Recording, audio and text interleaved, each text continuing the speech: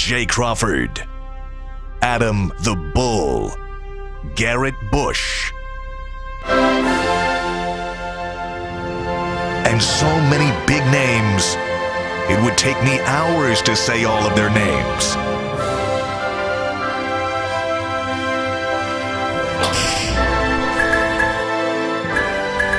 The ultimate Cleveland sports show. Booyah! To quote the very wise Garrett Bush, this feels like a punt game. Oh, yeah. Gentleman's punt. This feels like a gentleman's punt. It's one of them squib kicks where they snap it to the quarterback and they kick it on third down and be like, we got you. Yeah, we're giving up. We don't need 4 plays. We're going to punt after 3. That's Did somebody tell the Niners it's a gentleman's punt? Yeah. Well, I think they can read the writing on the wall. No Deshaun Watson, according to, many reports now, but Josina Anderson was the first that I saw reported it. Has not been confirmed by the Browns. I wouldn't expect them to confirm it, but he's out. He's not playing. And also Joel Bitonio, this according to Kay Cabot, Joel Bitonio and David Njoku, who did play immediately after the burn, is likely to sit out this game, as Mary Kay reports, unlikely to play. And I wonder, we as fans will often say, oh, the team's got no chance, right? The team's got no chance. Do teams actually think that way? Are the Browns, are Kevin Stefanski and Andrew Berry quietly admitting, if they feel this way, we can't win, so why make Njoku and Bitonio play this week? Gee, you played Division I football and stepped out of the MAC and played some Big Ten schools and some other powers. What does a team feel like when they know they're way outclassed? That's a great transition. G. Bush, you played from some squads that went and got boat race on the road. Tell us about that boat race. This is the equivalent of a MAC school stepping up to play a North Carolina State. Yeah, or a Big Ten school. And worse, you got about 4 or 5 players that you count on in MAC schools to perform, right? And they're not here. And they're just not here. Yeah. And so, you got that feeling. Now, here's the thing. I'm anxious to see what the defense is going to say about that, because there's some parts of the football. We used to run a triple option, and I felt like that every game. Yeah. So you don't have a chance to win. If it's 3rd and 7 and you running fullback dive, good luck. Good luck with that. Grab your helmet, defense. Right. So playing defense, we had to come up. It's like an only child, playing by themselves. You got to come up with some different things to, motivate yourself. Like, hey, listen, we're not about to come out here and let these guys get 40 on us. We got some. Myles Garrett wants to be Defensive Player of the Year. It's a good offense. I'm sure the defense will not come out here and fold up, but it's an uphill battle. If you're not getting turnovers and all that good stuff. The good news is the defense is intact. Yeah. But you'd most likely have to pitch a shutout and get a defensive score. Think about what are the let me ask you guys this really quick. Odds of percentage chance of the Browns winning this game? 10. Wow, that's pretty low. G? Well, Vegas has them as double-digit underdog. I would say about 15% maybe. I was going to say 20. I was going to say 20. It's still the NFL. All right. Now, that's a good point. Yeah. We've seen bigger upsets. Oh, yeah. Percentage chance they win this game because the offense outslugged San Francisco's offense. Oh, negligible. I don't even know that. No. If they're going to win, it's because of an all-time effort by the defense, including turnovers. Yeah, this offense isn't going to roll 24. We saw Pittsburgh do that to the Browns on Monday night with defensive scores and turning them over. Right. And they had one big play on offense. That one touchdown pass to Pickens. Take that away, they had 70 yards offense. Yeah. And they beat us. I've talked to Miles before where he said, don't let them score. If they can't score, they can't win. To your point, G, and the defense is intact for this game. Defense isn't punting this game, guys. No. I'm sure. No way. I'm sure Andrew Berry and Kevin Stefanski are looking at this and going, "Boy, they're being realistic about it." But when you're a player in the locker room and on the field, you're going to win the game. You're playing to win the game, and the defense, I'm sure, is thinking, "Turn them over. Give the offense a short field. If we can generate a couple of turnovers early, get some momentum, get the crowd in this game." The defense absolutely thinks they can win this game. We're going to talk about the Bitonio and Njoku situations and whether or not those decisions are being made because of the Watson situation as well. We'll do that in just a second. First, Tim Couch is on the show today. We have a McNugget 5-piece. Every Friday he comes at us with 5 stats that are going to knock our socks off. One of them slipped out of the bag this week because Bull just happened to stumble upon it, and McNuggets was back behind the glass going, Paul, you're killing me. But I got a little more in-depth. We won't talk about that. Right. We'll let that marinate until you do your 5-piece later in the show. A lot to get to, but first, our first hello of the day to Mikey McNuggets. What's up, guys? Big show coming. Big TV show coming, too, at 12:30. Jacket means KYC show. We're heading over to WKYC. 30 minutes of brand new content, including some one-on-one matchups that we're going to predict the outcome of in this game, how much of a measuring stick game this is for the Browns defense, and what P.J. Walker has to do to be successful against San Francisco. So from 11 to 12:30, we are right here on YouTube, 12:31 over on WKYC Channel 3. Yeah. Make sure you guys tap in. Pre-written headlines, big segment on the 12:30 show. Mm-hmm. We tell you 48 hours in advance who wins and how the game plays out. So, I mean, what more can you ask for? Mikey, really quickly, I didn't see Jason here. Jason, listen, listen, I'm so glad you're here. Uh-oh. Imani Bates! Really? Wait a minute. 12 points? You had 12 last night? Yeah, about 12. Need I remind you about the DTR of training camp in the preseason? Look how that turned out. That's fresh in our minds. Look how that turned out. I got a tweet from some lunatic on Twitter. I don't even know who it was. It was all in caps going, the Cavs are going to be awesome. I love Imani Bates. Okoro's going to shoot great this year. It's all coming. It means something because he's a rookie. I was like, oh, my God. So apparently Kool-Aid is transferable to basketball, too. Oh, of course. It comes in all flavors and sizes. Every time you say Imani Bates, I raise you with DTR. He gives me DTR. I see your Imani Bates and I raise you with DTR. As long as the Cavs don't trade someone after they drink the Kool-Aid out of Imani Bates in the preseason. Yeah, listen, man, listen. I like how trade they moving Evan him in Mobley slowly. to make room for Imani Bates. Slowly move him in there. A lot to get to, and we touched on it a little bit to start, but obviously the big news is Watson is not playing. I'm wondering if the franchise isn't going the other way, and there's still an inside chance he could play. For instance, going into the last game against the Ravens 2 weeks ago, the word was, 14 days ago, oh, he's playing. He's absolutely playing. And then we all woke up Sunday and we're like, wait, what?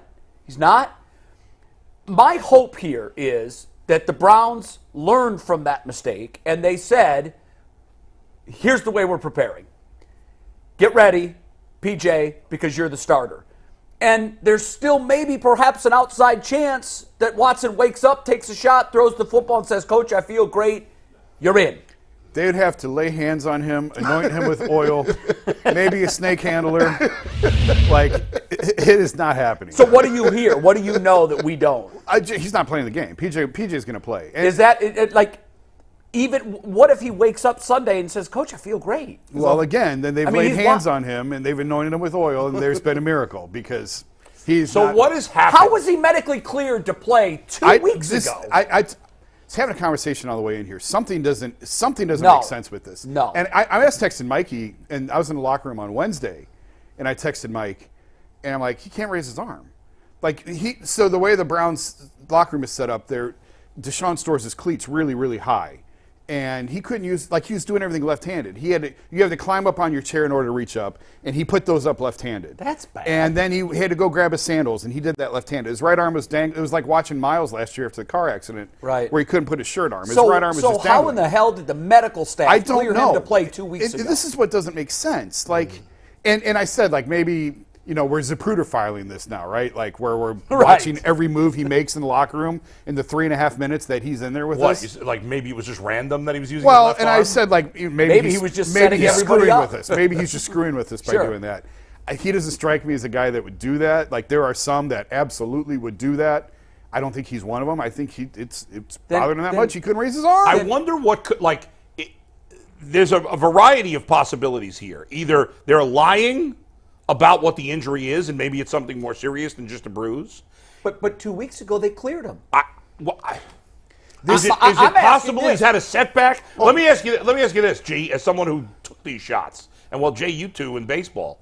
Is it possible that from an injection to relieve the pain, is there ever a scenario where something could happen that could make it worse? No, it's a needle. No. Not that I know of. Hit something, a nerve. I don't know. Have you ever heard of such a thing? No. But my question here is bigger than this. My question is, Now we're told it's a bruised rotator cuff. We never heard those words leading up to the Ravens game. We just heard bruised shoulder. And then the medical staff clears him. My question on all of this, Jay, is, and I know misdiagnoses, they happen. They're human too. They may have missed it. But I'm starting to think that what we're dealing with here is they just missed it. They missed it. They missed it up front. It could be a re-aggravation over a period of time. It could be a misdiagnosis. I don't know. But none of this has made sense. None of it from the start. It's now, really maybe confusing. that first week before the Ravens game, he was throwing some, at least on the side, and maybe that made it worse. Well, I don't know, because Thursday we heard he threw one ball and came off the field. Right, on the field. Right. And Friday he didn't. But it had also been reported that he had been throwing on the side, not in practice, but like warming up and on the side. And we're all just speculating. We have no idea. But clearly something has happened. The fact that, he was game time call. Then on Monday, the coach says he was cleared to play. Then on Wednesday, the GM says he's expecting to play against San Francisco. And all of that has been wrong. And now he's ruled out even before game day. That's go back to Watson saying he was going to play. Yeah. Wrong. On Monday, Stefanski saying he was cleared to play. Doesn't make sense. Doesn't look like that was true either. Yeah. Wednesday of last week, the GM says, he's playing against San Francisco. Right. It was a short thing. And the players, again, after the last game, were adamant, he'll play. But that was probably well, they were basing that off the information, no doubt, that the team had. Right. I'm just saying, even after the first game after the game that he missed, the guys were like, they were still saying he'll play in San Francisco. He'll be back. He'll be back for San Francisco. Yeah. For and sure. the longer he sits out, the more that either misdiagnosis or Stefanski and Barry's comments make him look bad. 100%. Because we've already had one of the toughest Browns in the last 40 years come out and say, I'm sorry, I'm playing. You're not keeping me off the field. That's friendly fire. Which is unfair. It is unfair. Yeah. And he's taking friendly fire now that wasn't necessary if the coach and the GM had their messaging correct. Man, you know what it is, man. They misdiagnosed this thing. Listen, when you get a lot of swelling and inflammation in any joint, right? The first thing they do is let this swelling and inflammation go down a little bit so that we are able to kind of see and tell. So if you do have a bruise and you got a lot of swelling in there and you can't see anything, when that comes down a little bit, then you can start to see the microscopic tears. Maybe it's this one over here, it's a little tear here. The reality of the situation is he is nowhere near playing football. It's just simple denial at this point. Everything points to it. Here's the thing. If he was close, this is how I know he's not close. If he was close, he'd be outside throwing the football. Yeah, you would think. You know what I'm hoping on? When I asked Jason the question earlier, is it possible that because they've been wrong with everything they've told us, is it possible they're wrong again and he runs onto the field Sunday like Willis Reed coming out of the Knicks tunnel and he plays? That's what I'm banking on. Right. I'm hoping for. I'm not banking on it. I'm hoping that they've been wrong. Their track record is wrong. Coaches do not like playing their starting quarterback behind backup linemen. Right. No, that's true. If you got Joel Bitonio out and your top pass catcher or tight end out. And key blocker on a lot of situations. And very key blocker helping out our guy over there, number 71. You're not going to play him anyway. Yeah.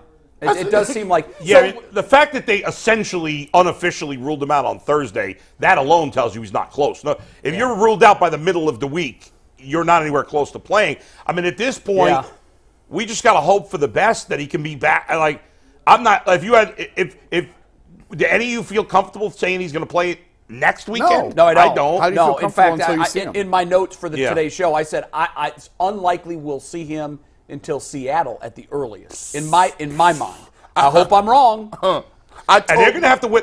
They're not obviously. Their odds of winning this game without him are very slim. They can You play. should be able to beat Indianapolis. I think you should be at least competitive with Indianapolis, if not beat them. Yes, you're going to have to without him. I did the show Barbershop yesterday. I said you're going to have to plan as if Deshaun Watson's not coming back. That's what you're going to have to do for the year. Yeah. You got to plan it as if he comes back. That's a. Well, they're not ready for that because they traded their serviceable backup. Well, they better start. And now they're on quarterback number 3 in game number 5. Well, they have to start thinking fast forward. The problem is they're thinking in the back. You got to be thinking forward. You got to think worst case scenario, best case scenario. Okay, so best case scenario is he's back by Seattle. Yeah. Worst case scenario is you think he's coming back, he has a setback, and then he's all the way back at square one. And by the way, if he's really going to be out 4 to 6 weeks, and they had any inkling of this 2 weeks ago, 3 weeks ago at this point against get a Tennessee, quarterback here as soon as possible. How it's egregious that they haven't brought in somebody. This will be somebody here right now. Yeah, no, you're right. But You're right. it should have happened already. But the Jets went through this. Who is there to go get? There's nobody to go get. Listen, who are you going to get? The best guy out there is probably Carson Wentz. Zach Wilson, they did draft him like number one. We had this conversation they 2 weeks ago, and we brought up Carson Wentz, and both you and I did, and we were murdered for it. I'll take it. Well, no, you guys, we talk about Matt Ryan, which I don't. No, the top of my list was Carson Wentz. Foles. You can't take a guy off the street. He's going to need a month. Well, right. Well, that's what I'm saying. They should have brought him in 3 weeks ago. Which is what we said. Like, that's exactly what we sat here and said. And now you're like, because with each week, you're right, Jay, nobody's going to come in here and learn this playbook. It's one thing if you're a wide receiver or a running back. You're not learning a playbook in a week. And everybody hates Wentz, so I don't know. But anyway, that There's ship nobody is to go get. At this point, the ship is sailed. Who do you want? At this do you point, want P.J. Walker or do you want Carson Wentz? I mean, I would rather. I don't even have to think about that. 3 weeks ago, it seemed like Watson was day to day, so it wasn't a big deal. I know, but to G's point, if he is out long term, yeah, sure, I'd rather have Wentz, but at this point, I think it's too late. I think last year we talked about. We all said, well, listen, if Watson's out for the year, the season's over. This was before we knew he was going to be it was going to be 11 games, right? And I would agree with that because our defense was like Swiss cheese. We had holes everywhere. This year, because we have the defense that we have, and because I don't think anybody's going to sprint away from the pack in the North, it's incumbent upon this team to not gentleman's punt like they did last year. Yeah. Get a quarterback in here. Get him acclimated, even if it takes 3 weeks. I'd rather play weeks 7 through 17 with Carson Wentz with a couple weeks in the system than P.J. Walker. I agree, but in the short term, I'm curious about Bitonio because when Jason, you said you were in the locker room after the last game. He looked fine to me. And he was fine. What happened? I don't know. I mean, listen, a guy and he has the streak. He never misses time. A guy could. I'll go back to Deshaun. I don't know how he finished the game. If he was this hurt, how did he even finish the game? Listen, I wondered the same thing. Now, sometimes with the bruise, it's you and the adrenaline. You just keep going, and then all of a sudden, when the game is over, you're like, "Oh my God, what happened?" At the time, I was confused. I'm like, "Since when do starting quarterbacks come out of the game in blowouts? They just hand the ball off, right?" And I'm like, "Well, that looks a little weird." And now hindsight, maybe he couldn't even hand the ball off, right? So to go back to Bitonio, maybe it's the same thing where it's the adrenaline. You're loose, you're warm. You can fight through it, and then the next day when you wake up, you're like, oh man. I'm just telling you, when he left the locker room, he looked fine to me. Like I don't even think he got X-rayed or anything, or he looked fine. We've all probably sprained ankles before. It was always incredible to me after the second you took your shoe off, especially if it was a high top. Number one rule: don't take your shoe off. You could literally look at it and just watch it grow. That's great. Don't take your shoe off. Because now that the circulation is flowing, all that blood is accumulating in, and the fluid, and it blows up. So maybe that was the case with Bitonio. Also, though, I want to ask you guys this: if you're Kevin Stefanski and Andrew Berry, and you do know for sure, and it looks like that's where they are, that the quarterback can't go, and you've got a Pro Bowl lineman and a tight end that's paid a lot of money, and they've got some issues. Is this a gentleman's punt with these guys? And they're just saying, look, let's not risk it. Let's get everybody healthy for Indianapolis. It's likely an L. They're not probably saying that out loud, but you know what time it is if you're these guys. Especially if you don't. And by the way, Bitonio is one of your guys, right? So I already know he probably wanted to play because he has a consecutive streak. But I believe behind closed doors, the communication process happened. They said, listen, Sean's not playing. Deshaun ain't close to playing. There's no way you need to be going out here for this game. Take the extra 2 weeks. We already know what it is. Just we're going to use this as an extra bye for you. You done had a whole month off now. After you skip this week, we'll be fine. David Njoku, I don't even know how the heck he even played. Well, I don't either. And that's the one that makes you think that maybe there's something to this because nothing else happened to Njoku this week. It wasn't like he's dealing with a hamstring. No. He burnt his face. It looks brutal, but he played through it last week. Compare what he looked like when he played last Sunday to compared to what he looks like now. He looks 100% improved. So it feels like, well, if he was able to play last week, he should be able to play this week. Maybe this is the team telling him not to. Even more than Bitonio, because Bitonio, we don't know. It's some sort of injury. Whereas Njoku, he didn't have an injury. He had I guess it's an injury. But it's a burn. It wasn't a football-related injury. Right. But you can see how if you have to put your helmet on over that, probably a risk of infection. Yeah. So but that's it doesn't seem like, I'm no expert, it doesn't seem like that's something that is going to feel worse a week later after he played through it. Are you hearing anything, Jay? No, I don't know that it is a punt because, they rolled with DTR last week. P.J. Walker, they feel like gives them a better chance to win. Yeah, you know what I mean? Yeah. The Ravens game with the playbook, turnovers. P.J.'s started a number of NFL games before. He beat Baker for the job last year in Carolina. It's not. I tend to think Bitonio is not. Bad, though. Bitonio's not gonna just say, "Okay, I'm gonna take this week." No, but G's point was it wasn't Bitonio's call. They're not out yet. Coming though. to him saying, unlikely to play though. Right. It means it looks like they're not going to. But I couldn't tell you what P.J. Walker's game is. I didn't realize that was P.J. Walker. Other than the fact that he's thrown I didn't know he 5 played for the touchdowns Bears. and turned it over 15 times. Zach pointed out to me this week the Bears owed him guaranteed money this year, and they still cut him. That tells you what we're dealing for with. A rookie. The Bears' backup is a rookie who was not even highly drafted. I think he was like a 5th, 6th round pick. He's not good. Obviously. No, he's bad. He's not really a quarterback. He's not. This is. I think they need to really take a look at some of these quarterbacks because the team is too good to kind of punt on. And you've already punted last year, and this is a make or break year. Well, with this defense, you can't. You can't. You can't punt on. That's why I don't think anyone's punting this game. Yeah, I don't think so. The coaching staff, the front office, everybody knows what's at stake this year. I don't think you can punt on anything. I wouldn't have picked him out of a lineup. Now, listen. I did not have him looking like that, and I don't know why. Now, to me, he looks like an intramural referee. What?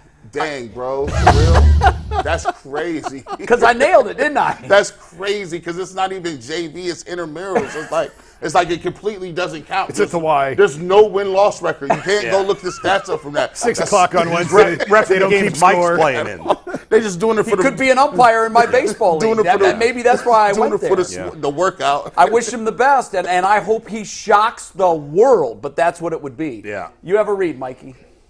Yeah, what's up, guys? If you are in the chat watching the show right now, we would really appreciate if you hit the like button, hit the subscribe button. We are just shy of 30,000 subscriptions on the YouTube channel. If we get to 30K, it does some big things on the back end for us. So if you haven't hit that subscribe button already, it is free. It costs you $0, 0 cents, and helps us out a lot. So if you support UCSS, if you like what we do, help us help you guys out by hitting that like and subscribe button.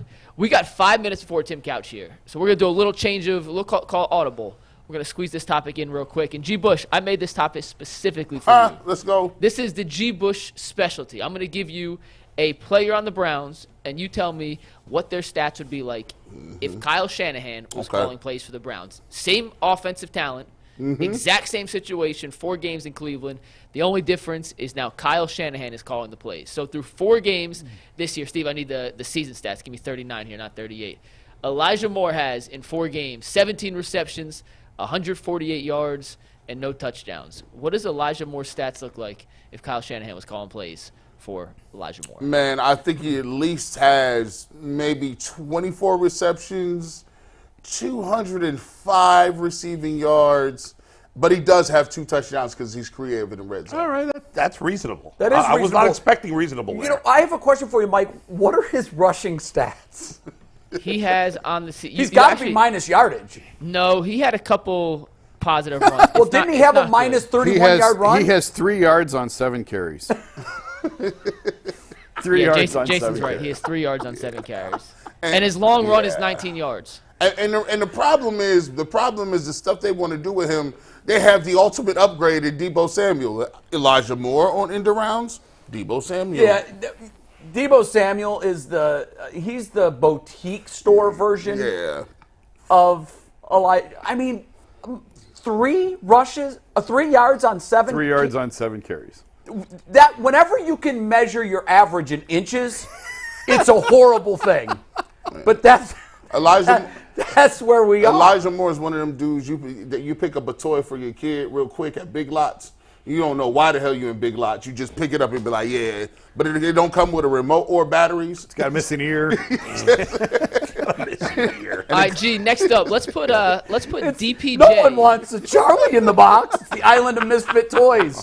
Let's put DPJ through the Kyle Shanahan converter. Through 4 games with the Browns, DPJ has 6 catches, 75 yards, no touchdowns. What would DPJ stats look like in a Kyle Shanahan offense? I think he may have 14 receptions for maybe 150.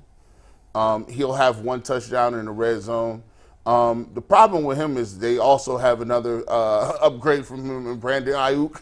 So he's the same cat, but much more faster and talented. So, yeah, I don't see much of a difference here with DPJ. But I do think he would have better stats. Well, twice the production. Yeah. He said he'd have twice the catches and twice of the nothing is still nothing. That's still very minimal. Very minimal. We learned early that 2 times 0 is still 0. Yes. Yes. All right. See, look, I'm being reasonable. The Kool-Aid is just... Gee, I made this for you to get drunk on Kool-Aid, not for you to be low slipping and slow sipping. Well, I think what he's saying is it's snitching. not all Stefanski. It's also that these guys are who they told us they are. Jags, when someone tells you who they are, listen to them. That's right. I don't see it. We got 2 more before we get to the next one. Speaking of Jag, Steve Smith on NFL Oh, Network. my God. If you didn't know what a Jag was before Steve Smith yesterday, you sure that you was know what do the now. single best commentator to player diss I've ever seen. All of a sudden, the last 2 weeks, Dante Whitner kill. Yes, that's right. Somebody this is better. Rodney But Harrison. Steve's always been feisty. Yeah, he always has has been. been feisty. But this was over the top. What did he say? I don't even know. So he said that before the game, Jerry Jeudy. Yeah, Jeudy. He had been critical of Jeudy, and he called him a jag on his podcast. Yeah. And Jeudy saw him and came up to him, and he said he didn't say ninja. He used the other word, and he said, I don't want anything to do with you. Steve tried to apologize. I don't mess with you. Steve tried apologizing to him. Yeah. And Jeudy said, get out well, of my he face. said, Jeudy, come here. And he said, I was going to apologize for calling him a jag. Yeah. And when he came over, he said, Ninja, I don't mess with you. Yeah. And then he repeated it. And so then Steve said, oh, okay, that's fine. I was going to apologize for calling you just a guy who's been a classic underperformer your whole career. But now, forget it.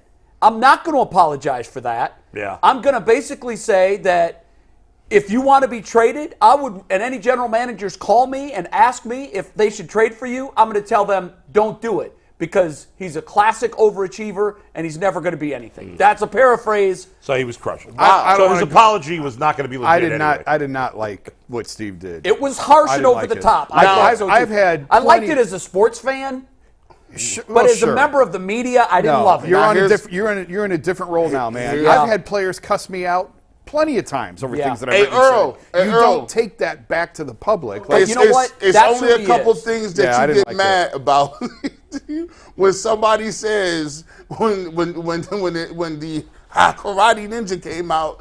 That might have been fighting words in the street. If there was Yeah, because it wasn't used as a term of endearment. Listen, the ninja that was fighting words, if he would have called him a FN, those was fighting words. yeah. Like it's LeBron certain things says that you just LeBron don't and do. Draymond, who are great friends now, he said he called me a B, and I couldn't. He called him a BAN. Yeah, he did. Which, by the way, is probably worse than the FN. Yeah, we're going to move on. This Yeah, let's keep it moving. we're trying to dangerous territory. Hey, by the way, listen, we got TV today. We can't say nothing. Now, for Steve, though, I will say this. I think he grew up in Compton, didn't he? Somewhere Steve where they Smith, fight for a living. Hard guy. And he never hesitated to not drop gloves, but to throw hands with a linebacker. Now, He didn't care. Are they going to tell him behind the scenes? I don't know. I ain't met it to that level yet. Behind the scenes, are they going to pull him aside and say, hey, Steve? It's the second time I've seen him do something like that. In fact, when he finished, he kind of dropped the mic and said, that's it, back to the studio. Yeah. So I don't know. I think the NFL Network's a little different in that they're state-run media, and they may actually say something like, bro, you can't you can't go at guys like that. Gee, we got two more of these real quick before we bring in Tim Couch. What about David Njoku? He has 16 catches, 138 yards, averaging 8.6 yards per reception this season.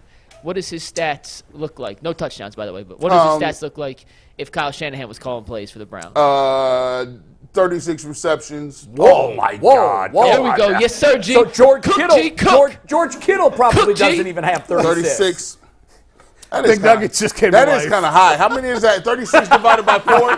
That's 8. That's 9 catches a game. That's like probably 12 targets. That was a little high. Let's go with 27. I'll go with 27. But I do think that he'll have about 250 yards. But here's where 250. Here's why I think he has a big splash. I think he has 4 touchdowns in the red zone. 4 already. They average 30. I think you're out of pocket right now. They average 30 points. George Kittle just had 3 last week. Yeah, but he's got better talent there. 3 last week. He said if he was on the squad. But George Kittle hadn't done anything the first 4 weeks of the season. They moving now. And he said if he was here with the same guys here. First of all, again, week 1 against Cincinnati, the weather was terrible.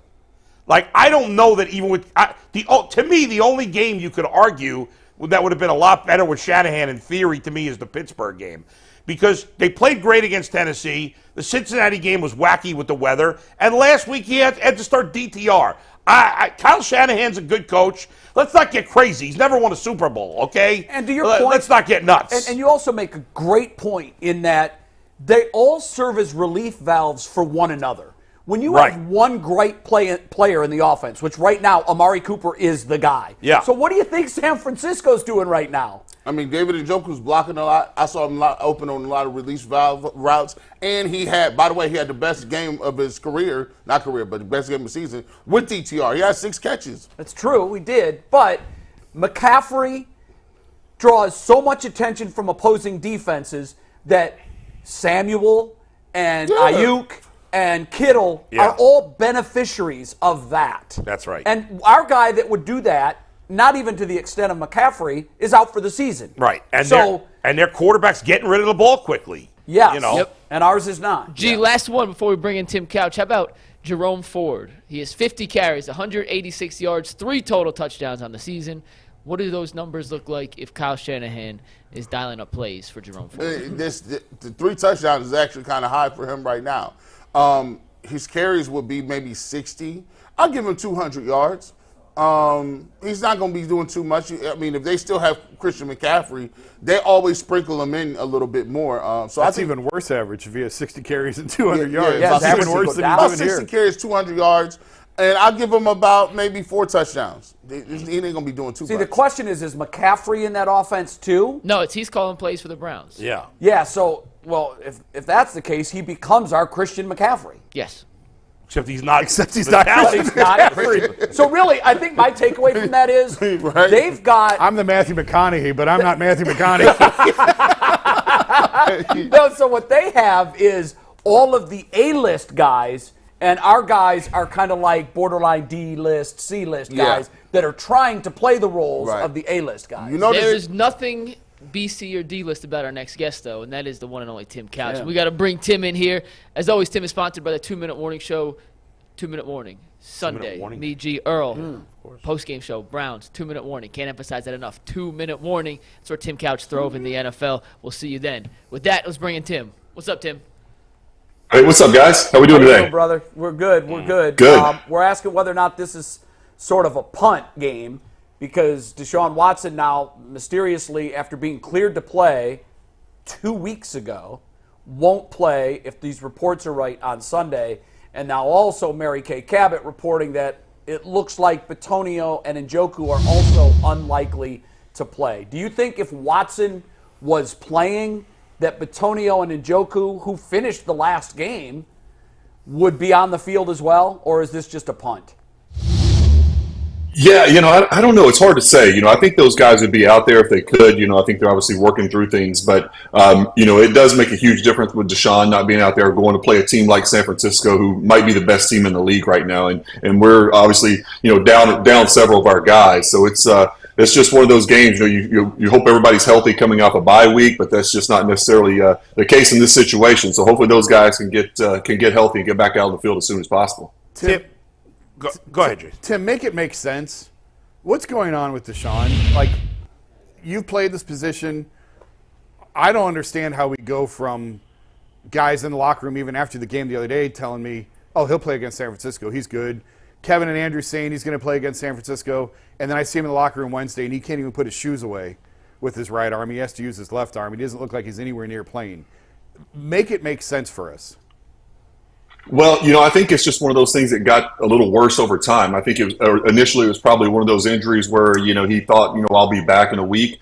I can work through this. I feel myself getting better, and then you have a setback. And, I've kind of had that when I was playing. I had I had tendonitis in my elbow really bad, and I'm not sure exactly what Deshaun has, but, I knew with the tendonitis, it was one of those things where you just have to take time off and not use it at all. And anytime I would go out and try to throw, a couple days in a row, my arm would flare up again. And, even though I felt like I was getting better, I'd have an immediate setback with the tendonitis. So it's one of those things that you just got to take time off. And, I missed the year we went to the playoffs, actually. I missed the first 2 games of the season. You remember Kelly Holcomb started against, it was Kansas City when Dwayne Rudd threw the helmet on the last play of the game. I had to sit out that game with tendonitis. So I missed the first 2 games, but I'm glad I set out those 2 games because, I think if I would have pushed it and tried to play those 2 games, it would have been something I had to deal with the whole season. But I set out those 2 games. I felt great when I came back, and then we had the playoff run, that year, and I played the rest of the season. So, it's just one of those things. You have setbacks like that. I'm not sure, like I said, what's going on with Deshaun exactly, but those type of things do happen.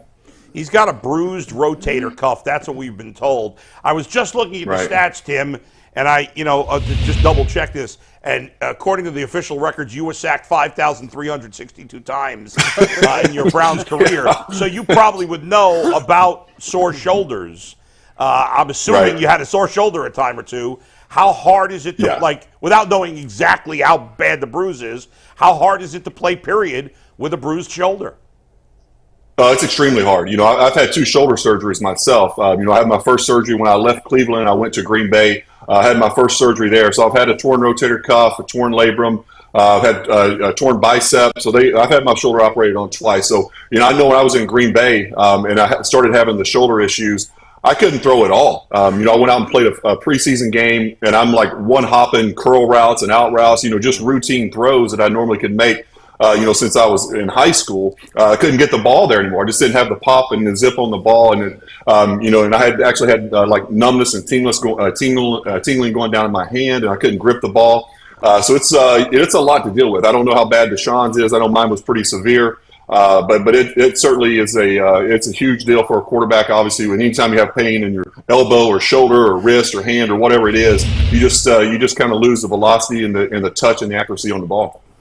Tim, I said it earlier. I think they have to prepare as if Deshaun Watson is not coming back at this season. I'm just be clear. I've had neck pain, and I've had 2 or 3 neck surgeries, and I know exactly what you're talking about. When you can't fire or your muscles don't fire because your nerves aren't hitting the right way, there's nothing you can do about it, So for me, I look at it and I feel like they got to go get another quarterback in here, another veteran, figure something out because. Can you throw now, Tim? No,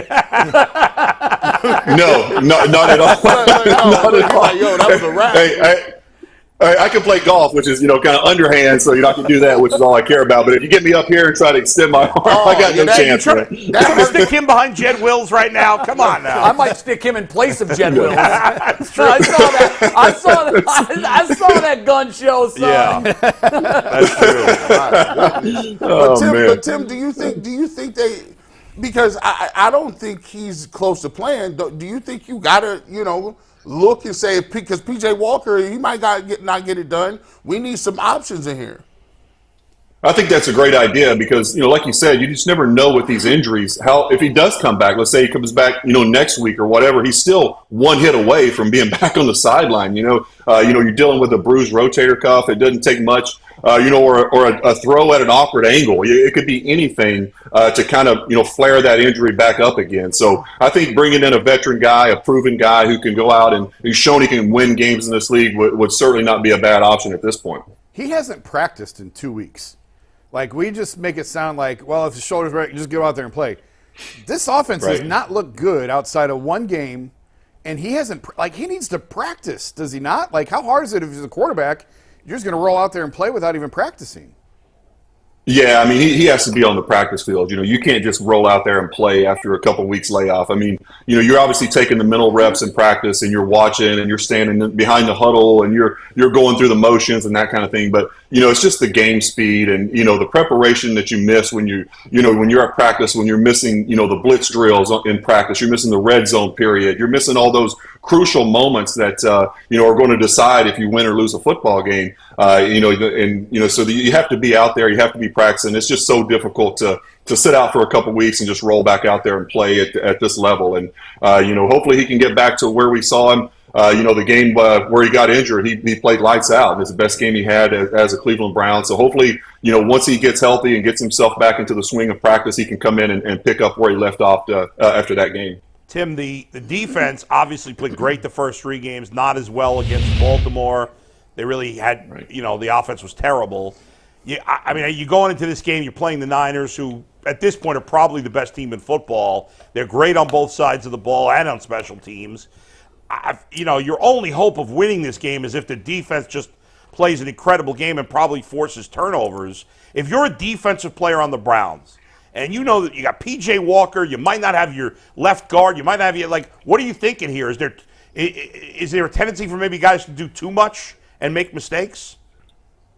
Well, I think it's a huge game for the defense for all the reasons that you mentioned. But I think what San Francisco does really well is they present so many problems for your defense pre-snap. This is a team that's going to shift. They're going to motion almost every play. They probably lead the league in shifts and motions. And what they're trying to do is create matchups that they like for their guys. They're trying to get Christian McCaffrey or Debo or somebody on a linebacker. So you just have to have that communication on your defense. You got to find out first where these guys are lining up, and then the shift in the motion, where are they going, and make sure you have a safety or a DB covering these guys, because if they get you one-on-one with a linebacker, they're going to tear you apart. You get you out in space, McCaffrey's going to run those option routes, Debo's going to come out of the backfield, whether it be on a handoff or a pass route, and then you get George Kittle involved as well. So it's a tough challenge for any defense in this league. It's going to be an extremely tough challenge for the Browns, because they're probably not going to be able to do much offensively, much like the game against the Ravens, where the defense was on the field the whole game. So they like you said, they're going to have to create some turnovers. They're going to have to give that offense a short field. They're going to have to give them as many opportunities as possible. But it's going to be a very, very tough matchup against San Francisco. They're playing lights out right now. Their quarterback's playing great. The play callers is doing an unbelievable job. Shanahan does an unbelievable job at dialing up the plays and creating and designing things to get his guys in space and to be able to make the plays they're capable of making. You're probably the perfect one to ask this, because you played on such horrendous teams at times. You ever go into a game thinking we can't win? No, I was probably a little delusional. But, everybody is. You have to be. Yeah. You have to be. I think as an athlete, it's hard to convince yourself to go out and put in the work necessary to sit in those meetings and watch all the film you have to watch and get your body ready, go into the training room every morning and getting healthy. You can't convince yourself to do that if you think there's no way I'm going to go out and win this game. So it's almost maybe a little bit of false confidence. I think in the back of your mind when you're playing a team like this and you're down some guys that, man, we got to go play a great game. I mean, we got to have some things go our way. Maybe we catch them on a day where they're not playing their best. But as an athlete, you always feel that's going to happen. So I think it's you have to have that mindset to do like I said, the preparation and everything that it takes to get ready to play one of these games. Tim, last thing, man. I know they had a nice win 2 weeks ago over Florida, but wow. Kentucky got boat raced this past week. My gosh. Man, we did. Yeah, we got off to such a bad start. And, on the road at Georgia, and Georgia was playing lights out that day. We moved the football pretty well. We just had a bunch of penalties that killed a few drives. And, once we got behind and they started, their quarterback got hot and they took off on us. But we've got a big one this week. We got Missouri coming in town tomorrow.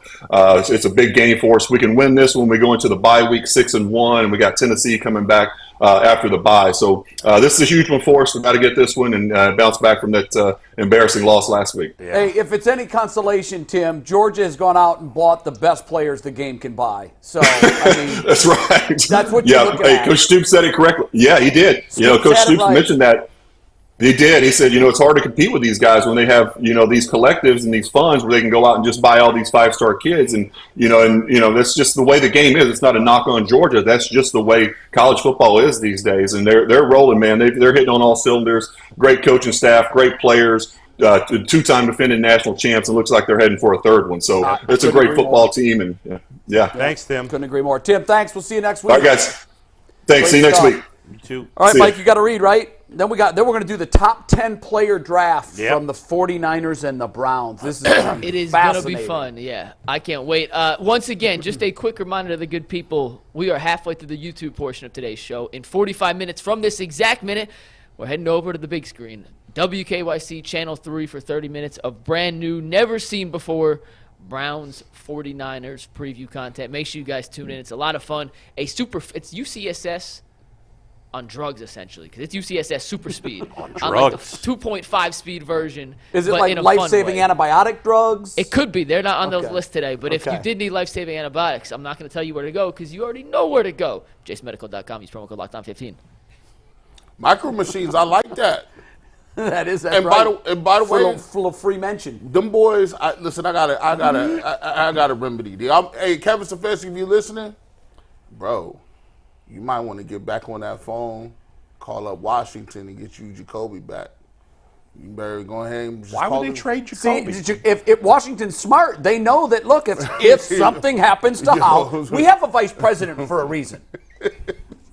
And it's the same thing in the NFL. You have a backup quarterback because you're one play away from needing it. Not to mention their starting quarterback's been sacked 1,000 times. That's right, yeah. Real quick before we go, it is officially official. The Browns have ruled out Deshaun Watson, and P.J. Walker will be the starter. That's according to Mary Kay Cabot. Right, officially official. We gave up our backup quarterback for pennies on a dollar. But we're the Browns. But you guys are living in denial because we said all summer, if Deshaun goes down, there's nothing you can do. Not with this defense. Season is screwed. I disagree with that. But Jason, you know what's up for stake. He has to at least swim and try to find shore. Your head coach and your general manager's job are in the balance. And they can't punt with the this reality. defense. The reality, it's not last year. The reality is that if Watson missed the whole season, no matter who they brought in, they're not making the playoffs. It doesn't matter. Or most likely I'll tell you this. Yeah. Your chances of making it improve if you have a serviceable backup. With who we have, the season's over. So let me ask you this. Season's over. If Jacoby Brissett were the Browns quarterback the rest of the year, I'd feel okay. Percentage chance they make the playoffs. Bull, he played great last year with a horrible defense. He had a horrible defense. Let's not get carried away. He didn't play great. He played okay. For Jacoby Brissett, he played better than we all thought he would. I think they can make the playoffs. And I'm with you. Percentage chance they make the playoffs with Jacoby. It's low. 55%. No. No. 55%. Look at the defense that we have. 18-3. Last year he was 4-7. Yeah. Now I know ifs and buts. I get that. But the Jets game, come on, that's not even an if and but. Yeah, but the Carolina game is not another way because Carolina's the same thing the other way. Okay, so hold on. Yeah. If you're 6, because he was 4-7. If you win that game, he's 5-6. Yep. But not with the Swiss cheese defense, with the elite defense, which keeps them in or wins them a hell of a lot more games last year than they won. I think with Jacoby Brissett as quarterback, they have a 10% chance to make the playoffs. They're higher than that, but Bull, lower than that. Nobody's running away with this division. I mean, come on, is he that? Is he worse than Pickett?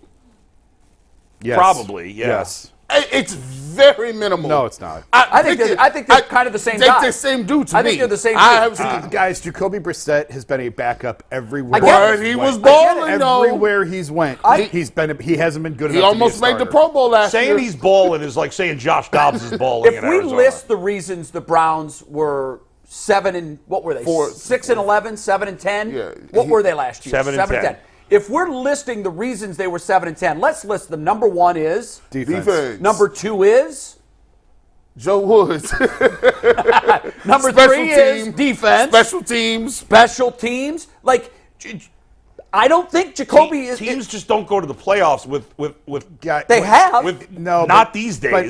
But with quarterbacks that are not top 25 quarterbacks. But I've said it before. Go back and look at those games last year. And I'm being generous. Late in games when they needed something from the offense. He gagged every he threw time. An interception. Hey. Atlanta. Hey, we do have Chargers, another practice update, by Jets. the way. David Practice Njoku update. is back at practice. Oh, wow. Njoku is practicing. Joel Bitonio not on the I field. wonder if that's a Zach test run to see how he can tolerate the pain with the helmet. Yeah. Zach also said Njoku caught P.J. Walker's first pass. Yeah, I don't think this is a punt game, guys. I really don't. Nah, I don't think So if you don't think it's a punt punt game, why would you not go out and get Jacoby Brissett and not make it a punt season?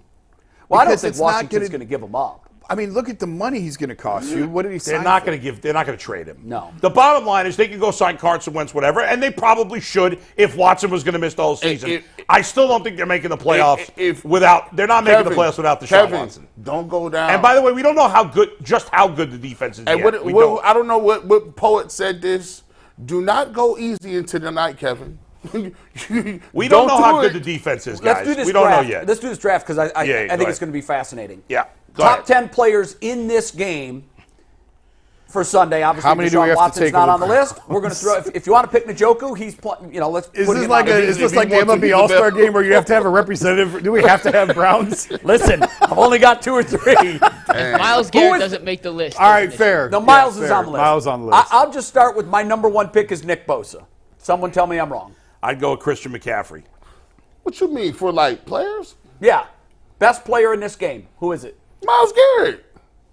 Wow. I have someone different than. Okay, so wait. I knew this was going to happen. He's going to break the tie. We don't need to go to you. No, because he could go with the other person who I'm thinking. I mean, if he goes with Go the ahead, 4th Mikey. person. Go ahead. Well, wait. No, he's a tiebreaker. I lied. Sorry. Listen, for this game, I would go with Brock Purdy. He's the quarterback. That's not who I was going Well, with. He's the quarterback. This No, is but we're position. not factoring that in. It's the You talk about the best importance player. of the position. You're going by the best. You're picking the best player. Oh, Myles Garrett then. Okay, so who are you going with? I don't know. This is so hard. I know, guys. I struggled forever because I was. For me, it was either Miles. I'm leaning or Bosa Nick. or Trent Williams. Actually, I'm Okay, leaning but Bosa so or Trent Williams. Well, you make the pick, and it tells you the talent in this game. That's exactly it. If we have 4 Yes. and maybe 5 I'm gonna different say names, I'm going to say Trent Williams. I'm And going that to say means Trent Williams is the first pick. 'Cause that would have been your That's pick. who I was going Okay. with. Yeah, I'm going to say Trent Williams. Well, then Trent Williams in the 1 slot. I disagree with that. I had him down at number 4. he's the number 1 left tackle in football. He right now. is. There's no question about And that. with So Christian what- McCaffrey's and the number with- 1 running back in But football. with right now. what he's got on the other side of him on Sunday and what he has to deal with makes him even more important. Well, you Makes could Trent say the same Williams thing even to more Myles important. Garrett. Well, sure, but I'm going the other way of protecting the quarterback. Okay. So So I'm going to There's say some real Trent. quick on Trent Williams. There's some really smart football people out there who say Trent Williams, because of position, he doesn't get talked about in the same No, I know vein he as doesn't. like Aaron Donald and Mahomes. of Especially being on that team. That much better than everybody else at that respective position. And when you go, he has 100% pass blocking efficiency. I know rate he this does. year. Like, And- the numbers are just stupid. And here's the thing. We talk about all of these stars that they have on offense. Well, maybe this is proof that the epicenter of an offense is that position. And Mike, what running back is close to Christian McCaffrey right now? No, I'm not saying there's a now. running back Yeah. close. I'm just saying I think Trent Williams deserves to be in the conversation with the Aaron Donalds course and he does. Mahomes. As You in can that make this top, argument. top, You top, can top, make this top argument. tier. Trent Williams makes all of the offensive players better. I think McCaffrey does too, but he doesn't 100%. make Trent Williams better. And I do think Trent Williams makes McCaffrey better. Remember when the Browns could have had Trent Williams? Remember when? I do remember that. Remember that? Once upon a time. That was awesome. Well, All right, we got Jed Wills. Let's not. Number two. Number two. Number 2. Who do you guys going with? Christian McCaffrey. So, yeah, because your guy's still on the board, so you're Yeah. going to still take him. Myles Garrett. I would say McCaffrey. I'm going with Nick Bosa, the Defensive Player of the Year. Gee. So it's I already told McCaffrey. you. No, it's McCaffrey. Oh, 'Cause he's got 2 McCaffrey's in it votes. too. McCaffrey's number 2. McCaffrey's with 2 number votes. 2. And now I'd say Miles at 3. Okay, and you're still going Miles. I'm going Miles. Okay, I'm still going Nick. So Miles is at 3. 3. I mean, guys, are we being homers here in saying that Miles is better than Nick? No, I don't think so. No. I think we are. I mean, Nick No. was the Defensive Player of the Year last year. I mean, Myles Garrett has nobody on his defense last year. I get that. You got to factor. But he just, does this Just year. like our arguments with Brock Purdy, you got to factor in who they're playing against. Myles Garrett is not. Oh, Myles Garrett is 3, and then Bosa. Bosa Yeah, I 4. think we're all agreeing. Now, Bosa's let's 4. be clear. Now, I got to throw Max Crosby is a bad boy now. Max Crosby's creeping up there, but I would put him, Michael Parsons, Bosa, Miles Crosby probably before. Max Crosby. Ultimately, what decided, what's the, not that they're the Bible, but on the, who did the top 100? NFL Network? Yeah. Or is it NFL? Okay.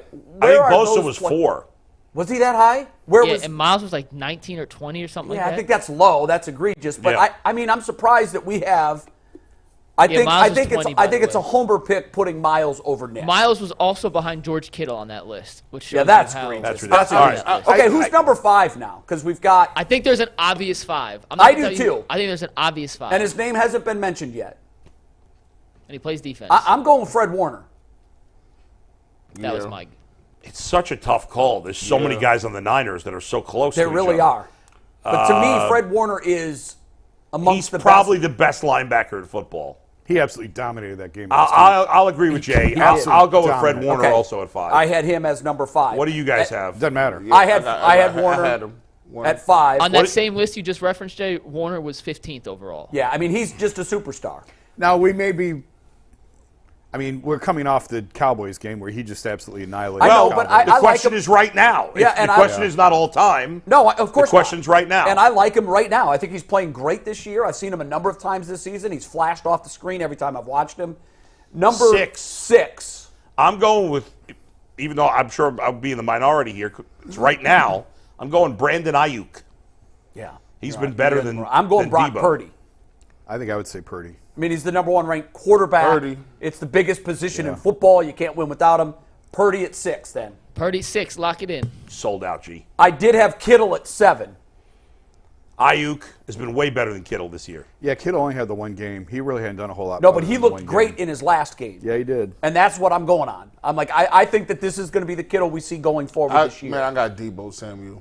Debo, Ayuk, Kittle. I say Ayuk. Okay, so it's Ayuk is 6. No, 7. Or Purdy 7, I'm was sorry. 6. Ayuk is 7. Right. We have 3 more spots. 8, I got Debo. I got Debo. Yeah, I could go with Debo. I've got Debo 8 too. So that's Debo at 8. So far through 8, we have 7 49ers. 1 Brown. And 1 Brown. Yeah. 9. Jed Kittle. Wills. He's crazy, bro. I had Charlie on here at number 9. So you forgot about Kittle. Kittle hasn't gotten Well, in. yeah, he's not in, and I had him at 7. So I still have to vote for I got Kittle at 9. That's fine. So George Kittle at 9 and number 10. No, wait. Who was 8? 8 was Samuel. Samuel. Oh, okay. 1 more spot. I had one other Brown on my list. I got your boy Delpit. I had Amari Cooper / Denzel Ward. I could go either way on it. By the way, there's 2 guys that were in the NFL top 100 on the Niners that we haven't even mentioned yet. Dre Greenlaw. Yeah, their other linebacker's tremendous. And I can't the safety. I don't even know how to pronounce it. Huafanga. Yeah, I think is his last name. So who's going at 10 then? Is it Cooper? Is it... Well, you voted for 2. G voted for... Delpit. I'd say Denzel. And I love my guy Martin Emerson, but I'm taking Denzel in this game. 2 for Denzel Bull. If you go with Delpit, it's a split. If you go with somewhere else. Who you guys are going? Denzel. I went with Delpit. Cooper, but when I wrote it down, I wrote Cooper / Denzel. Cooper, Delpit. Denzel, Delpit, Cooper. Yeah. So if you go Cooper or I'll go Dre Greenlaw. So it's a 4-way, it's split, and then you have to decide. I think for this game, I'm going Denzel. Yeah. I think Denzel's a guy who's playing extremely well. They need a cornerback with these receivers. Now, there may be no more important player in this game than Amari Cooper. He's all they got. But considering the quarterback, and it's who would you want for this game? See, I don't think so. I'll tell you who's an important player in this game if the Browns have any chance of pulling this upset. Well, I was going to say Jerome Ford, but whatever running back. Like the Browns' only chance is to run well. I don't know that they'll be able to, but hopefully P.J. Walker has 14 passing attempts. So no matter how you do it, there's 2 Browns and 8 Niners. Well, we're going to run through the list again real quick. It could have been 9-1. It could easily be 9-1. If we went to 15, there'd be more Niners than Browns in the next 5. It'd be 15. It would probably be 13-2. Yeah. Dre Greenlaw would definitely be on it. Yep. Travarius Ward, their cornerback, is very good. He's another good one. Their safety, I can't pronounce Halfanuga. Safety is very, very good. Yep. But also, I do think there's a case Amari Cooper should be on that list if we went to 15 for sure. Oh, yeah. And Delpit is definitely in that conversation. Let's go through our top 10, though, as we voted on. The top 10 players for this Sunday's game based on just who you'd want on Sunday. Number 1, Trent Williams. Number 2, Christian McCaffrey. Number 3, Myles Garrett. 4, Nick Bosa. Number 5, Fred Warner. Brock Purdy comes in at number 6. Brandon Ayuk at 7. Deebo Samuel at 8. George Kittle at 9. And Denzel Ward at 10. Rounding out the totals, 8 for San Francisco. You add that all up, it looks to me like a Browns victory 13-10. And when you add all that up. This is an exercise for everybody that every single season when you say, hey, why don't the Browns go out and try to get so-and-so? We don't need that name. We got DPJ. We don't need that person. We got so-and-so. A lot of people were telling me that this offseason. We don't need, there's no, DeAndre Hopkins can't help us. We have Elijah Moore. Boy, if y'all don't stop playing around, these dudes got top guys at every position, and we telling people. I do think $64 million. $64 million. That's the answer. $64 million next year is the answer. Yeah. The cap hit of Deshaun on this team next year. That's why.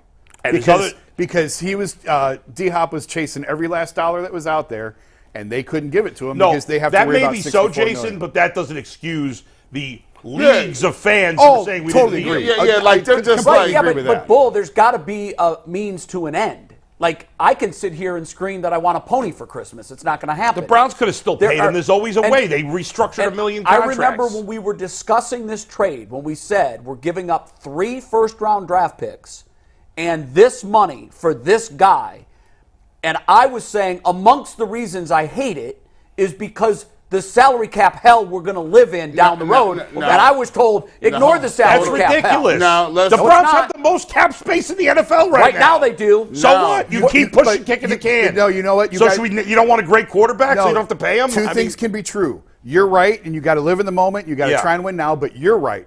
When the Falcons traded Matt Ryan to the Colts last year, he was not on the roster. He was a $40 million cap hit on them last year, and he wasn't on the roster. Yeah. Tampa Bay has a $35 million cap hit this year for Tom Brady, who's golfing. So he won the Super Bowl. But yes, they did. So it worked. And that's why. And the Rams. And it worked. That's the point I was making a couple weeks ago. Is it's going to end badly. It always does with these quarterback contracts. It's what you do in the interim. It makes it worth it. And 2 of the 5 years right now aren't looking so great. And I'm not ready to give up on the Falcons should have had a Super Bowl win, and they didn't. They gagged away 28-3. The Bucs did. If you have a Super Bowl ring, you can live with a $40, $50 million quarterback hit. The worst contract ain't Deshaun Watson's. It's Conklin's. This is the thing we get because Will's 5th year too. Because linemen don't really have any crazy they just kind of blend in. Conklin's contract is going to be horrible. They can't get out of that. Jed Will's 5th year is inexplicable. And by the way, if you talk about how you want to construct the offensive line, you're paying 2 of the most expensive guards in the entire league. So we were talking about, not to mention Njoku and Will's 5th year option. So there's a couple of misses. Those are bad. The Conklin is bad. We've talked about it. It's bad. The Deshaun contract. Yeah, but you have to pay the quarterback. I understand. I'm just telling you. It's what you do between now and the end, because at the end of this deal, everyone's going to be screaming about how horrible this contract is. Everybody let's point this out, too. When you're paying your quarterback $890,000, like the Niners are playing Brock Purdy, look at the flexibility you have. When the when the Seahawks won their Super Bowl and Russell was on a rookie deal, Pete Carroll was screaming to media, guys, don't get used to this. That's right. Because soon our reality is we're going to pay him $30 million. Well, they paid Patrick Mahomes a ton. He won the Super Bowl last year.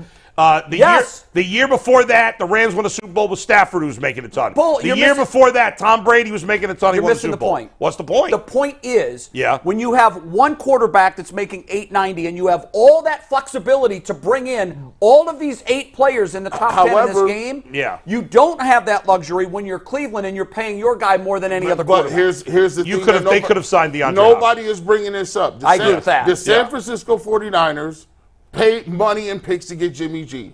And guess what? They took him to the Super Bowl, right? He went to the Super Bowl. If he was in Cleveland, we'd have never got rid of Jimmy G. He went to the Super Bowl. I mean, I was screaming for Jimmy G. Y'all told me Jimmy he G sucks. sucks. Y'all told me hold he on. sucks. That's not even the point. And he didn't take them to the Super Bowl. They took him to the Super Bowl. They drafted Trey Lance. Yeah. And it was the worst pick in the last 20 years. No, it's not.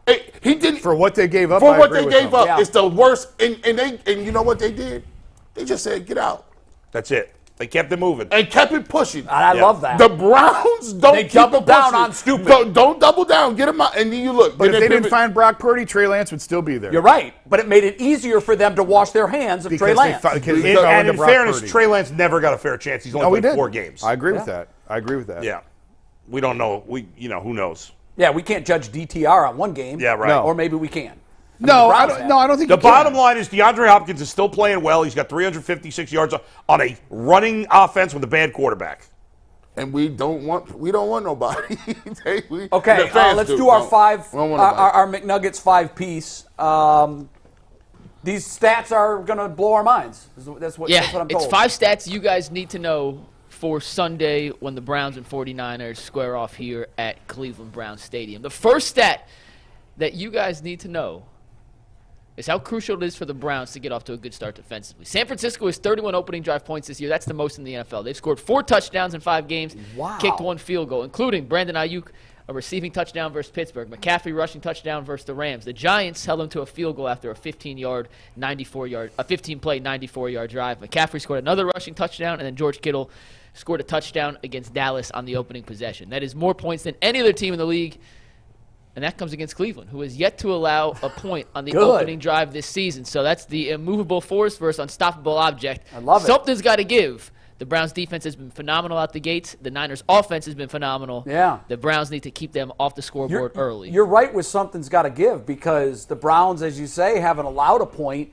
The most points you could score 35. is 35, and the Niners have 31. And the field goal against the Giants was like an 18-yard field goal. They drove all the way down and Got kicked a mercy stalled at field the goal. 2. Yeah.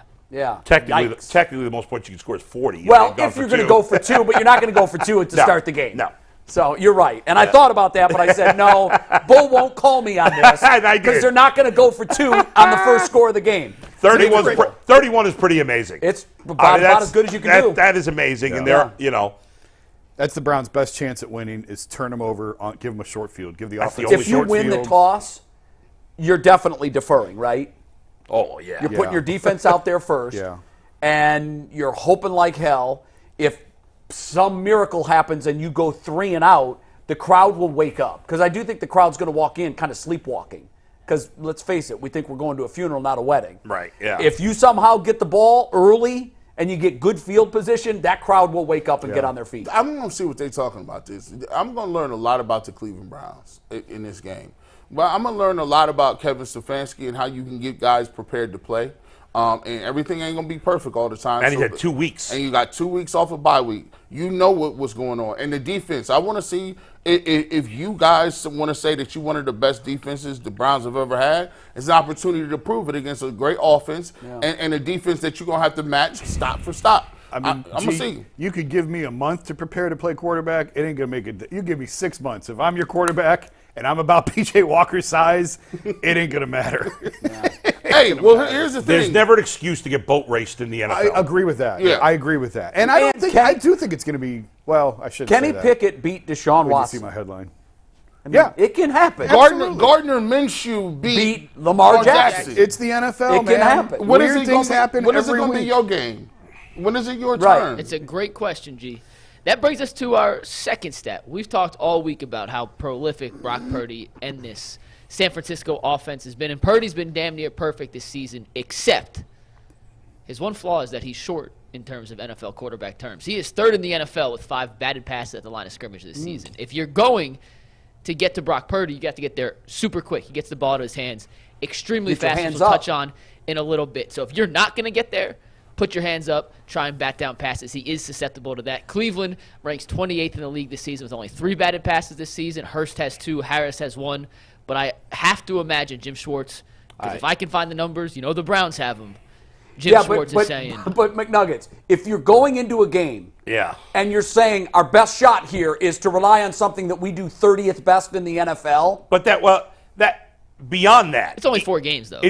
He's only had 1 pass batted down per game. Yeah. I mean that's Mikey, I love you. You normally do a great job. That one's a stretch. That one's a nothing burger. I know you trying to find something to grab on. That's a nothing burger. Like, it's one a game. He was looking for a flaw in Purdy's game. You're going to take advantage of his 1 batted down pass per game? Well, it's 3rd in the league versus 3rd last in the league. Yeah, I had to you're right. find something here, Bull. I had to find something. Hey, good effort. Yeah. I tried. You're not going to hit a home run every time with these nuggets. Sometimes you bite into a nugget and there's a bone. Bull said he had chicken nuggets the other day that sucked. Not every nugget is amazing. Have you guys ever bit into a nugget and there's a chip of bone? I would throw up. Oh, listen, I was done.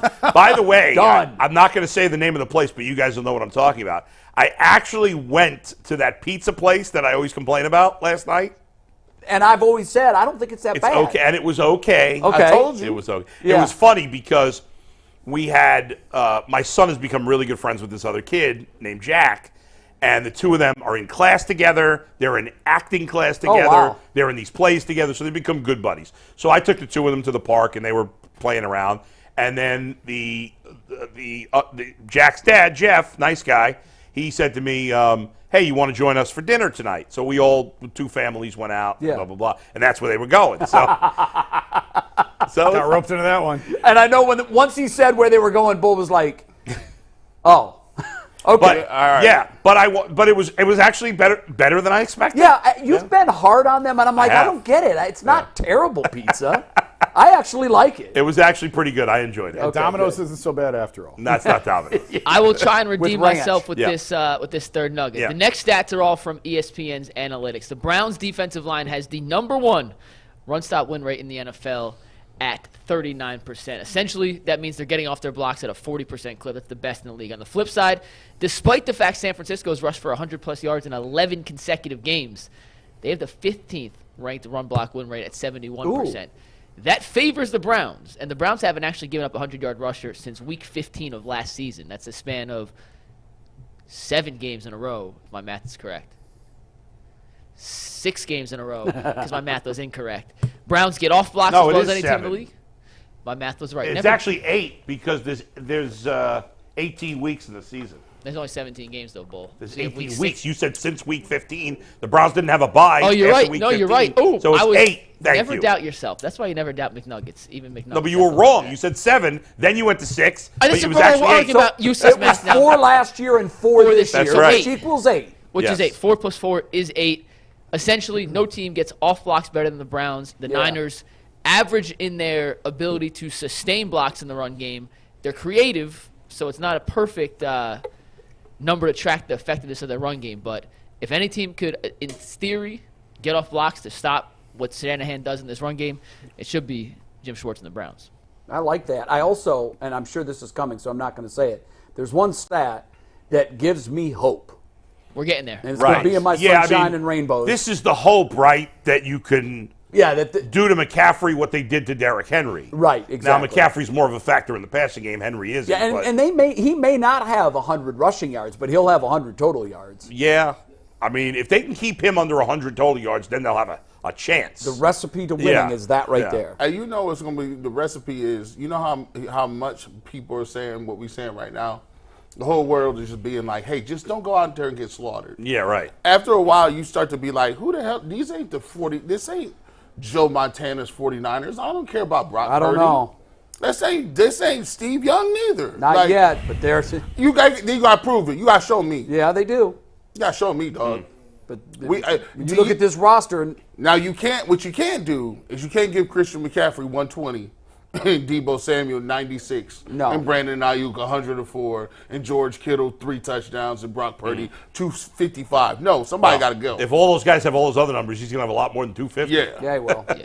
All right, next up, how about a little Myles Garrett madness? He has a pass rush run rate of 29% this season, despite getting double-teamed on 27% of his rushes. That's a career low, which means the other weapons on the defensive line have helped Myles get one-on-one pressures. He has the fastest recorded sack of any player in the NFL this season, according to Next Gen Stats. He got the quarterback down to the ground in 2.27 seconds, and he's averaging getting his pressures in 2.14 seconds, also faster than the NFL. Why is that important? Well, Purdy throws the ball in 2.4 seconds, third fastest in the league. It is a battle of who can get to the spot quicker. Purdy, the fifth step of his drop, Miles to Brock Purdy. It's going to be tough, but if anyone can do it, it's Myles Garrett. I like this stat. It's a good stat. I like this stat Great because if he's getting throwing the ball in 2.4 seconds, they can't be going downfield. This is all short stuff. I got 3 corners that's going to play man-to-man coverage, and we get a couple holding penalties or whatever the case may be. We're going to play physical up front, and y'all going to have to throw short routes over the field. You cannot be going deep at 2.4 seconds. No, that's 15 yards. Yeah. A receiver can get 15 yards downfield in 2.2 seconds. Yeah. Now, that doesn't mean we still have to bring them into the ground, and Yeah. I like our defensive backs and their ability to do that, but this is what that offense is, though. That's a quick Miles strike Garrett offense. needs to play like a defensive player of the year. He needs to play That's like it. T.J. Watt plays against the Browns. No. This game is different. He can play like a Hall of Famer. Wow. He needs. That's how he has to play this. He needs signature. Like, oh my goodness, he just scored 2 touchdowns. And he's doing it against the Hall of Famers. Yes, He's going he is. against the Hall Yeah. of Famer. That matchup. Why is not worth put the him on price the of other admission. side? Oh, he'll be everywhere. Yeah, he'll move. He'll go where he wants to go. Yeah, he'll be everywhere. He'll go where he wants to Yeah. go. Fair. And the last one, and this is the one Jay was alluding to earlier. Overall, Jim Schwartz is 8-1 against Kyle Shanahan head-to-head matchups, but that takes into consideration when they were both like offensive and defensive assistants. Sure. Since they've been at least a coordinator or a head coach, Schwartz is 6-1 against Kyle Shanahan. He was 2-0 against Shanahan when he was the head coach in Detroit, and Shanahan was the OC in Washington. He was 3-0 as the defensive coordinator in Philadelphia and Tennessee, as Shanahan's been the head coach in San Francisco. And when he was the DC and Shanahan was the OC, he was 1-1 in one season. When Shanahan was in Houston, he was in Tennessee. Here's what you got to know, though. In those games, his team has forced 1.9 turnovers per game, just shy of 2 turnovers per game. They have only scored more than 21 points in those 7 matchups, once. Wow. 21 points once in those 7 matchups. So what you're telling me is Jim Schwartz is Kyle Shanahan's kryptonite. Kinda. Huh. You're saying there's a chance. Say there's a chance. 7 matchups over 21 once, and they scored 25. There's something to that. If it was 3 games, I would say, wait a minute. What is the average amount of points that he has scored against Jim Schwartz? I have the game. the Let me do a most little was mental 21. math. Let me do a little mental math. Hold Do on. some mental math. Give me all of their numbers. I can do it. Is it I got to pull up the email. Hold on one second. Okay. is it better or worse that it's different teams that he's doing? Does that make it a better stat or a worse stat? I think it's better. That it's different teams, different units. Are you different guys ready for the personnel. game? I think it's more. How many are there? This has 7 on them. Okay. In 2007, this is not in order Don't of dates. give me the but- years. Just Yeah, tell me just- their number of points scored. All right, Rattle them off. 49ers 10. 49ers Wait. Don't even say the teams. I Just the just numbers. want Just the a number. numbers. Just Yeah. the Give me points. 7 numbers. Yeah. 10, Okay. 20, Okay. 17, Okay. 25, Okay. 20, Okay. 12, Okay. 13. It's Okay. 127 divided by 7. It's roughly 18 points a game. no, it's less than that. You said 127 divided by 7? Yes. I thought it was 117. Did you do it? Oh, you did I it. just did Okay, it. because I was going to say, All right. I think if the it's between Niners 17 score and 18. 18 points, they will probably win the game. Well, I was going to ask you guys as part of my notes Yeah. today. I was like, "What's the number?" And my number was 14. Once they score their 15th point, to me the game's a wrap. Yeah. Because I do think our defense can sneak in a score, even though that has not been their makeup this year. I have faith that maybe Miles can strip sack and pick up and take one in. And I think that maybe our offense can run into a touchdown. I think it's going to be hard for the But- Browns to score more than 10, 12 points in this Yeah, game. I've got I'd give him up 14 to is the 7. number. I'd give him 17. You do? so? Yeah, Well, based on that, then we could, if Yeah. we hold them 2 or slightly below that average. the more we talk about this, and now I feel bad about my headline. Yeah, But I just think that we have too much dirt on the grave. I really do. Okay, but then just go back to our player draft. No, I know. I go back to the fact that it's the NFL and weird things happen. That's every the only Yeah. argument. No, I But said that. That's the only argument. But that's Yeah, real. But it's true. Yeah, I said that Wednesday. I said Yeah. how many times in the NFL were all the pundits saying in the whole week leading up to a game that this was going to happen, and then that happened. However, I would bet that the majority of teams that are double-digit underdogs have lost, lose those games. Sure, they do. Vast Maybe majority. don't always cover, but no, vast majority. Yeah. But I mean, even last night's game, who would have ever given the Broncos a chance? And I understand they lost, but it was a 2-score game for most of the night. Like it wasn't like they got blown off the field. They were still in the game. They were. And you look at that matchup and go, oh, the Chiefs are just going to roll them. Until they kicked that field goal late and made it a 2-score game, the Broncos were in it. Yeah. But then the Broncos scored in the fourth quarter just late. They did, but they made it 16-8 with like 7 minutes but to did go. you ever think the Broncos had a chance to win the game? No, but it was I more didn't. competitive than I thought it was. Yeah, but I thought there's a reason to stay up and watch the end now. Yeah. Where early Yeah. I'm like, I thought going into that game, I'll watch the first half, it'll be 25 points and I'll turn out. I could see the Browns losing the same way that the Broncos and that's, lost I guess, yesterday. my point. I don't think the Browns are going to win, but I just think that we're making it sound like they're going to get their arms and legs But pulled off. again- But when you see my headline, I kind of But again, Jason, I mean, as much as Russell Wilson hasn't been great, he's still a lot better than Russell P.J. Wilson Walker. has been really good this year. His numbers are fine, yeah. Yeah. He went He's into been last good from night, a fantasy I mean, 11 perspective. touchdowns and 2 picks. Give me those numbers 4 games into a season. A lot of that, how many of that was in garbage time? How many touchdowns did he throw against the Dolphins when they were down? My only point was last night, going into that game, I would think the Broncos had no chance, and they won with them. It was a competitive game. But look, if we're going to ding Russell for those numbers late in games, then we talked about Deshaun's season in Houston when they were 4-12, and he had those damn numbers. Right, sure. A lot of them come late. What's your you have a read? Really, really, really quick before we do sunshines and rainbows. It's a proud dad moment. Earl has a stat he wants to add to the 6-pack of McNuggets. This is a proud producer moment. Earl, would you like to share your stat that you did a little research on it? And so 5 McNuggets and a pearl. Board full, please. He's learning so well. He's calling shots. So I tweeted out this morning, man, the number of the day is 36. Why? Because P.J. Walker will be the 36th different starting quarterback for the Browns since 99. He'll be the 3rd different starting quarterback this season and the 7th different quarterback to start a game under head coach Kevin Stefanski. That's supposed to make people feel better? Yeah, how's that making us feel better? It doesn't. I just love the fact he's doing research now. I do too. I listen. Those are all great numbers. And he's also stolen your disease of using SZN for season. It's called abbreviation. It's contagious, bull. Anthony Cantastelli started that. There's no Z in season, guys. Is it worse than PRAX? Oh, that's... It's got to fit on a graphic. Guys, we have to debut a brand new topic here, brand new subject. We're going to end, if we like this, Friday's YouTube show before we go to TV with something we call Sunshine and Rainbows. It's final take, except you each have 45 seconds to a minute to tell Browns fans why they should feel good heading into the weekend. Bull, you're up first. I'm up first? Here's why you should feel good. You're still alive. I mean, you are. If you're watching the show right now, you are amongst us in the land of the living. You're not dead. You could be worse. You could be under the ground and just be hearing whispers of the Browns getting destroyed. No, something to be excited about. The Browns have to find their running game with Jerome Ford. Okay, I think Jerome Ford has some talent. I'm grasping at straws, guys. I think Jerome Ford has some talent. I have never complained. While a lot of people in here have done whining and crying about how much the running game has been used, I've never been one of them. But Kevin Stefanski has to commit and stick with the run this game. P.J. Walker is somewhere around the 83rd best quarterback in the league, and so we can't rely on him. So there you go. Jay? Run the ball. Was that happy? I don't think that was perfect. Wow, the music stinger, it timed out perfectly. That was great. Yeah, Jason. Which also, this music reminds me of like a movie where Santa Claus finally gets his sleigh fixed and he gets it up in the it's air. It's called Hopeful Christmas on Universal. No, it's not. There you go. There you go. I love this. Jason. I'll go where I thought Bull was starting. You are still alive in that no matter what happens Sunday, nobody's running away with this division. You're 2-3. You're going to an Indianapolis game the following week where regardless who the quarterback is, you should have a good chance to win.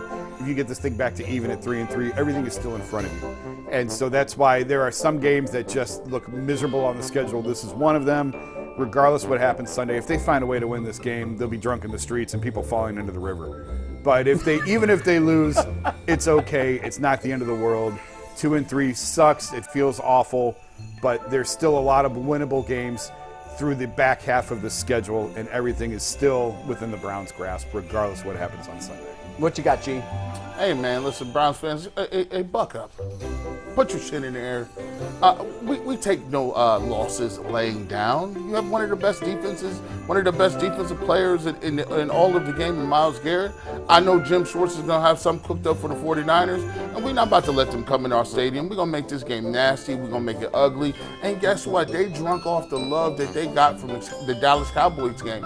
That's a big rivalry for them. Let them know Dak Prescott's not playing for us, and we're glad about that. And at the end of the day, one thing that you can always hang your hat on with this game is, look, you don't have anything to lose, right? There's no pressure on us. P.J. Walker can come out here. They got some tape on them. But guys need to just pull their part. Defense show up, special teams show up, and we're going to make this game ugly. If you can keep it under 14 points, you got a good chance. And unleash the beast. Put Kareem Hunt back in the game, give him some carries. He's a hometown boy. I know he'll run hard between the tackles. And let's make the game ugly and let them say, look, we played Cleveland. Shout out to them. They didn't lay down. All right, because McNuggets said we all had a minute to do this, and G and Bull went 2 minutes each, I got to do mine in 20 seconds, but that's all I need. Because there's not a lot of sunshine and rainbow. 1, Jim Schwartz seems to be the kryptonite for Kyle Shanahan. 2, Deshaun is 1 week closer to coming back to the Cleveland Browns. 3, and lastly, their toughest game will be behind them. To Jason's point, beat Indy, 3-3. The world is your oyster. All yours, Mikey. I got to read a bunch of super chats real quick, so let me fly through these real quick. Rated R says, yo, G, Kool-Aid Mafia, Monty Bates, baby. Mike C. Rodriguez, the organization is all pro. No one punts better than the Cleveland Browns. KW Outdoors said, I'm honestly going to enjoy a Browns game for the first time in a while because I have zero expectations. It can only go up from here. It's true. Jarrell Jack says, a tackle is the number one need, but there are any special teams guys worth looking at and spending money at this point of the season. William Slater, medically cleared means he won't risk further injury but not able to perform. Brett Watson says, please tell me an edict wasn't given from Jimmy to lie about the injury to ensure ticket sales. Ricky Ponzi says, I believe Kyle Shanahan would be a good head coach one day. Ken Bell just sent money. Thank you, Ken Bell. Jonathan Mann, Jason, heard anything about trades? Ken Bell, we are 500, lost 2 of 3 in division. Everyone says no playoffs. Stefanski goes, this feels just like the last 2 years. What are we waiting for? Do it for Chubb, says G. Bush out there looking like Kenny Crumpton. Hyper Frosty, I just want to say thank you guys for doing this show. I recently had a breakup with my girlfriend of 3 years. This show feels like my safe space. Aww. Keeps me going throughout and my hype from racing. Thanks. Love you guys. Hyper Frosty, we love you too. Just drink heavily. Ronaldo Archer says, Watson with a guaranteed contract has all the power, leverage, relationship, capital over the head coach and GM. Do you believe the power structure is affecting the head coach? Steve, we're going to 27, not 26. Fish rots from the head down. How does the team overcome a dysfunctional, incompetent, impetus ownership group or the Browns not getting much out of this. Destruction? This is a fantastic help. I'm going to fight to LA. I have 5 hours to kill. Why am I super chatting so much? Ronaldo Archer, appreciate it. And Bynes says, the question is, can a head coach trying to be an offensive coordinator, an offensive coordinator trying to be a head coach? It's a hard thing trying to manage both. Those are super chats. We'll see you. We couldn't understand a word you should said. have gone slower. I don't know what the hell He's you like just he was said. like an auctioneer there. I know it was, and it wasn't taking a breath, and so it was all one sentence. We had to get him in. We went long and we got him things. in with 20 seconds to spare. Okay, flip over to Channel 3 if you're in Cleveland. If you're outside the Cleveland market, dial us up on either WKYC Plus or go to WKYC.com. Hit the Watch Now button. We will see you on Channel 3 3 minutes and 7 seconds from now.